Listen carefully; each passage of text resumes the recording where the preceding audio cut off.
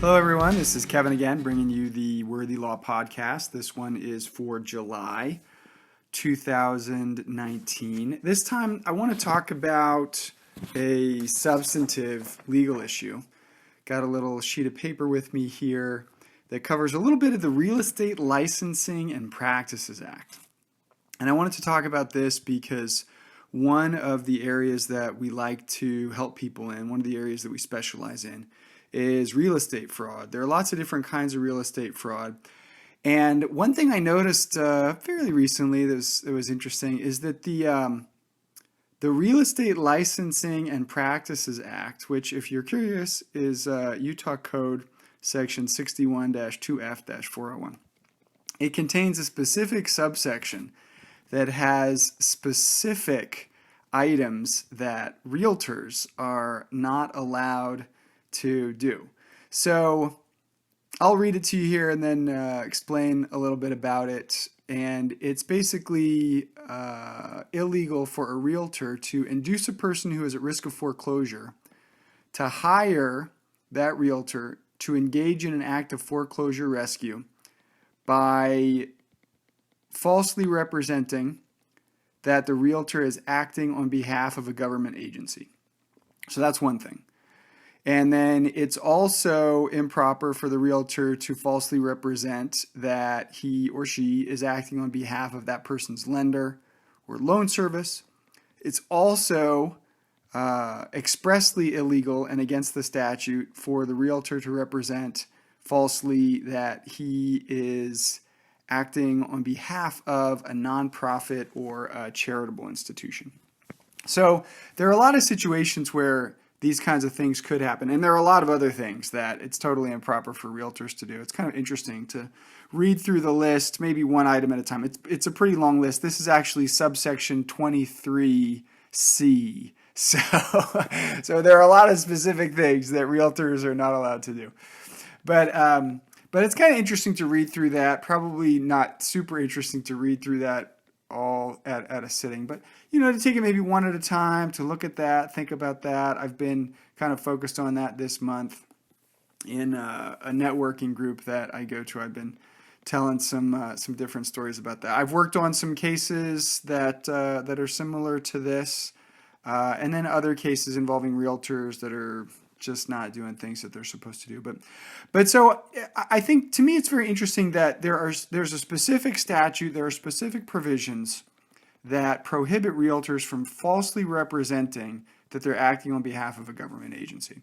So if a realtor comes to you and says that he's acting on behalf of the Department of Real Estate, or acting on behalf of the Department of Housing and Urban Development, or acting on behalf of some made-up government agency or some real government agency, if the realtor is falsely telling you that, then that's a real problem, and you could potentially have a civil action against the realtor. Certainly you can bring that to the Department of Real Estate and explain the issue, explain what happened, explain how this realtor came and got you to participate in some kind of foreclosure rescue. Or, also if this is someone that because hopefully you're not personally going to be in a situation where you are in foreclosure and you need some kind of foreclosure rescue service or help. But if there's somebody that that's in that kind of situation, you find out that the realtor came to that person and the realtor falsely represented that he was working for some kind of government agency, that's a real problem. Like I said, that person may have a civil suit, can probably pretty easily get the Department of Real Estate involved to go investigate that realtor, depending on exactly how bad the situation was and what the realtor did to take advantage of the individual through the fraud. The Department of Real Estate may do anything from censuring that person to, I guess they could possibly take no action if they thought it was a really, really innocuous fraud. They could do essentially nothing. Or if they didn't believe that the fraud actually took place. To me, that seems more likely. I don't work for the Department of Real Estate, but it seems more likely if they didn't actually think that the fraud took place or they weren't sure, they might not do anything. But the worse it is, the more they would do in terms of discipline to the realtor. So you could be looking at the suspension of the license or the revocation of the license, depending on how bad it is.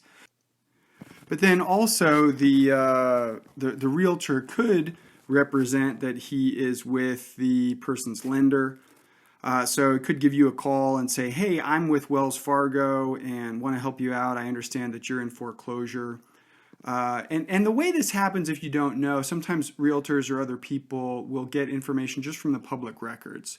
Because if a notice of default is posted against a property, that's generally the real start of foreclosure proceedings. That's going to be generally a public record. And so people are going to be able to get notice of that and then just start contacting the defaulting parties there, the property owner. Okay, so could contact you from the, he could say, the realtor could say falsely that he's with your lender, Wells Fargo or whatever. Could also say that he is with a nonprofit or a charitable institution. So he could say that he's with some kind of 501c3 organization that's been set up specifically to help people in foreclosure situations, and give you or your loved one or whoever, your neighbor, somebody maybe that you go to church with, give that person the impression that he's going to be doing this at some very low cost or something, and it's really a charitable thing, when in reality he's going to make a lot of money at the expense of this person that he's defrauding. So like I said, those are just some different things. There are a bunch of sections in this statute. It's a pretty interesting statute, all the different kinds of things that can go wrong, the different kinds of ways that realtors or people that need to be licensed under the act for some reason can cheat you. So if you've found yourself in that situation, but then also if you know of somebody in that kind of situation, let us know. We can help them. They may have a civil action, like I said, directly against the realtor. We can also help them to get in touch with the Department of Real Estate to help there, because the Department of Real Estate will act at no cost to them. So that is the July podcast, talking a little bit about the Real Estate Licensing and Practices Act. Once again, for those of you who are interested, that's Utah Code Section 61-2F-401. And if you've made it this far, then thanks for listening and God bless.